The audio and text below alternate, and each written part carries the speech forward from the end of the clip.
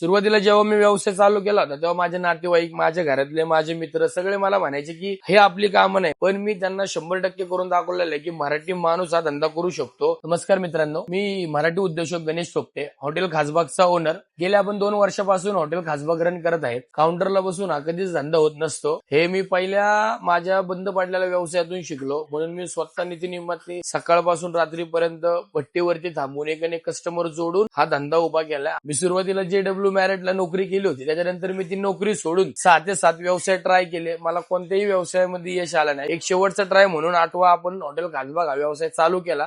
पण देवाच्या कृपेने आणि आपण अनुभवातनं कन्सिस्टन्सीतनं आज हा व्यवसाय 100% 2 वर्ष रन करून सक्सेसफुल करू शकलो. जशी आपली रेग्युलर थाळी सुरुवातीपासून आहे, तांबडा, पांढरा, आळणी, सोलकडी. स्पेशल थाळीमध्ये आपल्या सुक्का वेगळे तर मसाले, तर दही, कांदा, लिंबू, चपाती, भाकरी, रोटी, बटर रोटी, जिरा इंद्रायणी, आळणी, एवढे सगळे आपल्याकडे जसे ऑप्शन आहे.